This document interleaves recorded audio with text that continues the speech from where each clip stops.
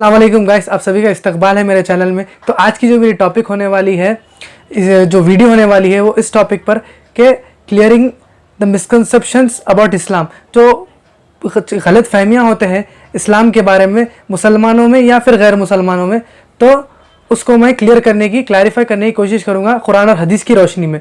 तो बहुत सारे मिसकंसेप्शंस होते हैं, लेकिन मैंने इसके कई सारे पार्ट्स बनाने का सोचा। तो पहले पार्ट में जो आज का होने वाला है उसमें मैंने वुमेंस राइट, तो ताकि लोग कहते हैं कि इस्लाम में जो है वुमेंस को सही तरीके के हुकूक नहीं दिए जाते, इस्लाम में वुमेंस की अहमियत नहीं है, औरत की अहमियत नहीं है इस्लाम में। तो औरतों के जो हुकूक है उसको मैं कुरान हदीस की रोशनी में पेश करने की कोशिश करूँगा इंशाअल्लाह। और मैं आपसे गुजारिश करता हूँ इस वीडियो को एंड तक देखें और हमारे जो गैर मुस्लिम और मुस्लिम भाइयों से शेयर करें इस वीडियो को, ताकि उन तक भी ये नॉलेज पहुँचे इंशाअल्लाह। तो आइए स्टार्ट करते हैं।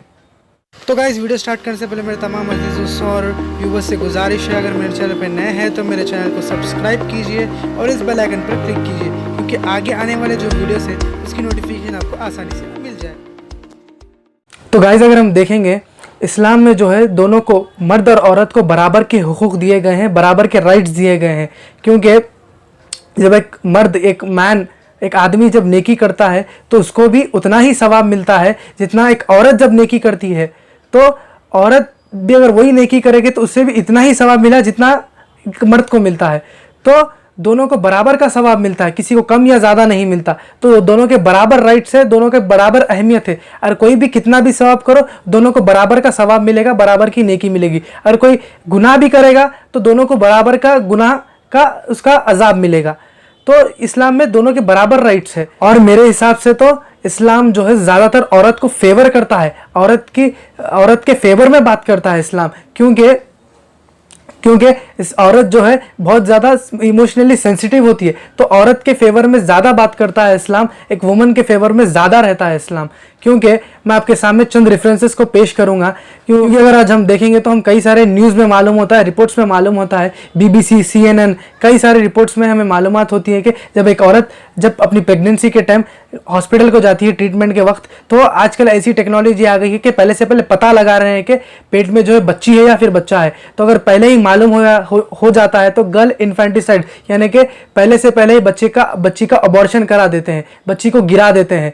तो ऐसा होता है। या फिर अगर पैदा हो गई बच्ची तो मालूम है अगर बच्ची पैदा हुई तो घर वाले और उसका जो बाप होता है वो मुंह को सुकेड़ लेता है और एक ख़राब तरीके का लुक देता है और मुंह बनाता है।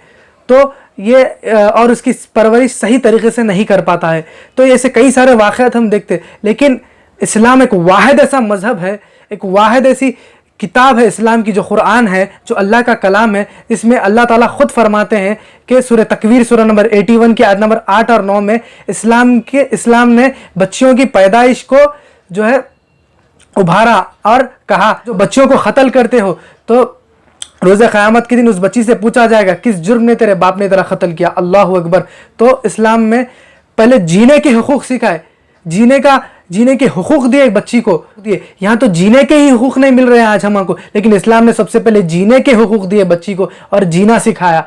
और इस बारे में कुरान में अल्लाह ताला ने खुद फरमाया, मैं आपसे चैलेंज करता हूँ, कोई ऐसी किताब लाके मुझे बता दो कि बच्चियों के जीने के हुकूक पे, जीने के लिए कोई किताब बात करती हो। सुभान अल्लाह, ये हमारे रब का कलाम कुरान है, जिसने बताया कि जिसने हुकूक दिए बच्ची को जीने के लिए। सुभान अल्लाह। और इसी के साथ हम देखेंगे तो इस्लाम में जब तो बच्ची पैदा हो गई, जब बच्ची की परवरिश की बात आती है तो इसके बारे में इस्लाम क्या कहता है। सुभान अल्लाह। अगर हम देखेंगे प्रॉफेट मोहम्मद सल्लल्लाहु अलैहि वसल्लम की हदीस है, नबी सल्लल्लाहु अलैहि वसल्लम की हदीस है, सही मुस्लिम हदीस नंबर 6695, जिसमें अल्लाह के रसूल सल्लल्लाहु अलैहि वसल्लम ने फरमाया, अगर तुम्हारे घर में 2 बेटियां हो, तुम उनको अच्छा पाल पोस कर बड़ा करो, उनकी परवरिश करो और उनका जहाँ अच्छे से हो सकता है वहाँ उनका रिश्ता तय कर उनका निकाह करा दो, तो वो शख्स जो उसका बाप है वो मेरे साथ जन्नत में इस तरह रहेगा। अल्लाह के रसूल सल्लल्लाहु अलैहि वसल्लम ने ये बाप को खुशखबरी दी कि अगर बेटियों की अगर तुमने अच्छी परवरिश की तो मेरे साथ जन्नत में इस तरह रहोगे। सुभान अल्लाह।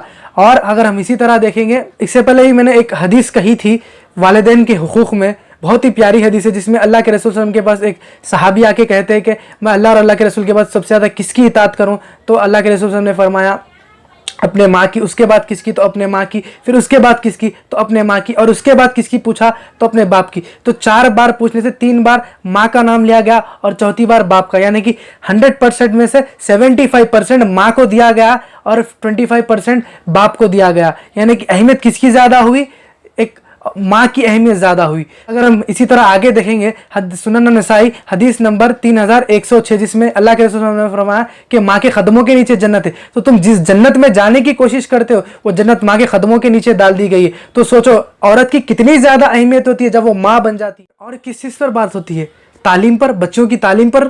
तो वाहिद इस्लाम एक ऐसा मज़हब है जिसने तालीम पर, बच्चों की तालीम पर उभारा। जैसे कि अल्लाह के रसूल सल्लल्लाहु अलैहि वसल्लम की हदीस है, इब्ने माजा हदीस नंबर 224, जिसमें अल्लाह के रसूल ने फरमाया तालीम हर मुसलमान पर, इल्म हर मुसलमान पर फ़र्ज़ है। अल्लाह के रसूल ने नहीं कहा कि मुसलमान औरत या मर्द, हर मुसलमान पर कहा, या सुभान अल्लाह। अल्लाह के रसूल ने यह नहीं फरमाया कि मुसलमान औरत या मुसलमान मर्द, सिर्फ मुसलमान कहा, यानी कि मुसलमान औरत और मर्द दोनों पर फ़र्ज़ है इल्म का हासिल करना। तो वाहिद ऐसा एक मज़हब है इस्लाम जिसने इल्म पर उभारा। अगर हम देखेंगे, अगर हम सीरत पढ़ेंगे, आयशा रज़ी अल्लाह ताला वो खुद मैथमेटिक्स की टीचिंग देती थी उस ज़माने में सहाबियात को, सुभान अल्लाह। और यहाँ तक कि मेडिकल फील्ड में भी एक्सपर्ट थी कि अगर कोई बीमार होता तो उनका इलाज भी करती थी, उनके लिए मशवरे दिया करती थी। और हमारी सहाबिया रज़ी अल्लाह ताला, आयशा रज़ी अल्लाह ताला सियासी मशवरे दिया करती थी, पॉलिटिकल एडवाइस दिया करती थी। यहाँ तक कि नबी सल्लल्लाहु अलैहि वसल्लम को उनके बाद भी खुलफाए राशिदीन गुजरे, अबू बकर सिद्दीक, उमर इब्न खत्ताब, उनको भी एडवाइस दिया करती थी, सुभान अल्लाह। तो इल्म पे भी, एजुकेशन में भी इस्लाम औरत को बराबर के हुकूक दिए गए, बराबर का फेवर किया गया है, सुभान अल्लाह। और किस चीज़ पर बात होती है, बच्ची की पसंद पर बात होती है, बच्ची की मर्ज़ी पे बात होती है।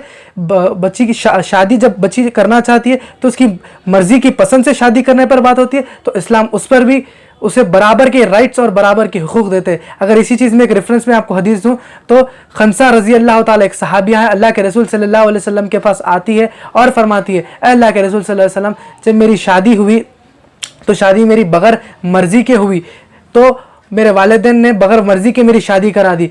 तो अल्लाह सल्लल्लाहु अलैहि वसल्लम ने फरमाया, ऐ खंसा तुम्हारा निकाह हुआ ही नहीं, तुम किसी को पसंद करो मैं तुम्हारा निकाह करा दूँ। अल्लाहु अकबर।